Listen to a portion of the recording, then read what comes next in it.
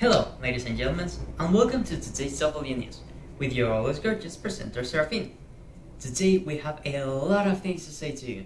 The news are exploding since the big city has suffered a massive earthquake on Infonavit Los Fresnos.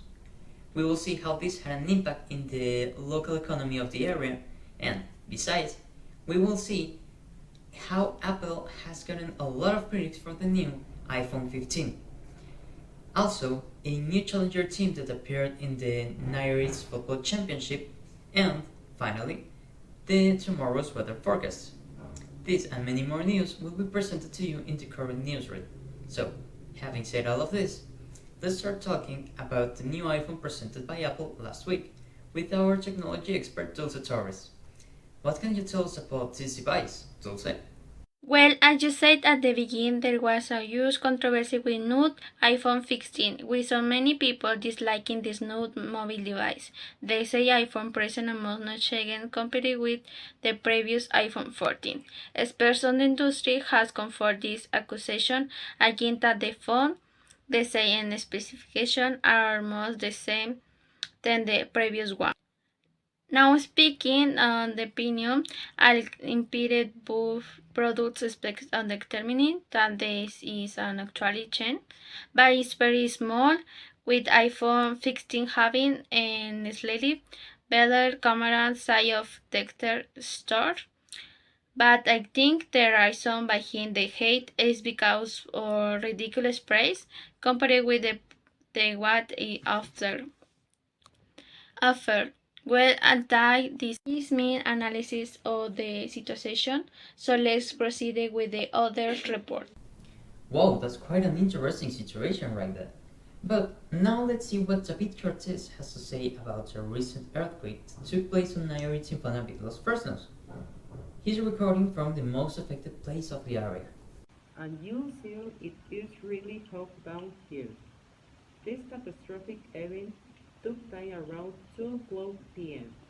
the afternoon last week, Sunday, and take for surprises the people what were living here in this colony.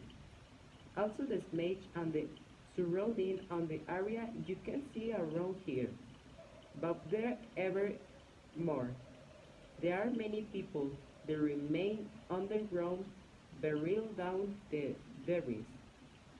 We're now interviewing the people buried alive and the underground ruins. Hey man, how do you feel about this devastating event? Horrible man, my entire house just fell down, now I'm trapped in these rocks, please help me.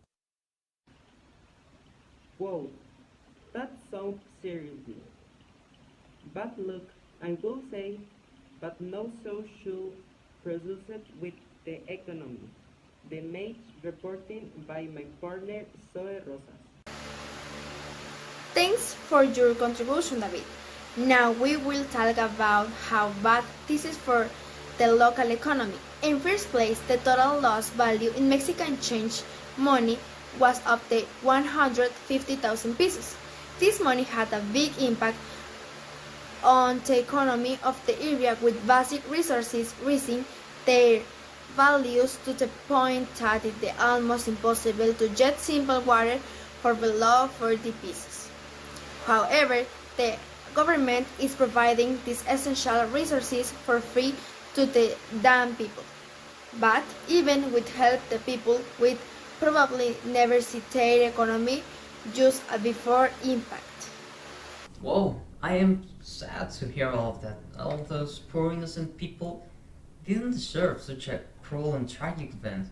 But when we fall, we have to stand up again and continue our ways.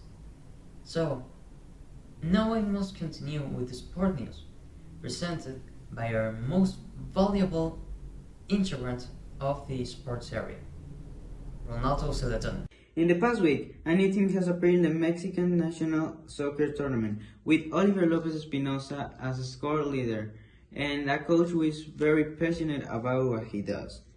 In general, the team is very good. Many team players are even already making deals to be signed by world-class teams.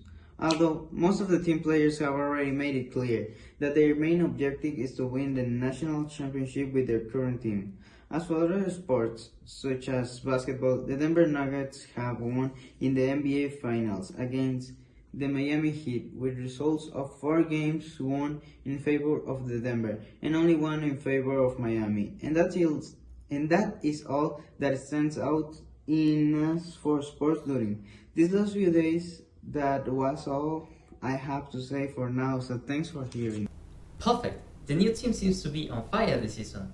But after hearing all of this, we now go with the tomorrow's weather forecast presented by our newest addition to our personnel, Brittany Segundo. Hello, I'm Brittany and I will be forecasting for this program at least for this year. Well, let's start saying that the weather prognostic for tomorrow is a brightly sun in the morning. That will come with a hot approximate temperature of 30 degrees Celsius.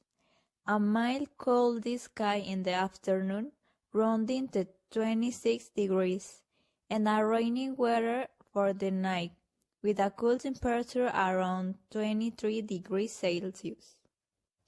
This rain is not common and seems to be product of a cyclone arriving at the left coast of Mexico, for the zone between Sinaloa and our Nayarit. ONS has recommended to the civilians to use raincoats and waterproof boots in case you have to go outside during the afternoon and especially the night. I hope you all enjoyed this presentation.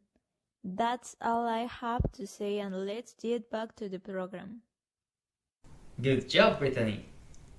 As much as I want to stay with y'all, it's time to say goodbye for now. I hope you like the program and we'll visit us next week. But with nothing else to say, good morning, good evening, or good night, depending when you're watching this, and farewell, Tepix people. ¿Cómo quieres tú que te quiera, cariñito? Si de tu amor no me dan un poquito. Cuando yo te miro te hacen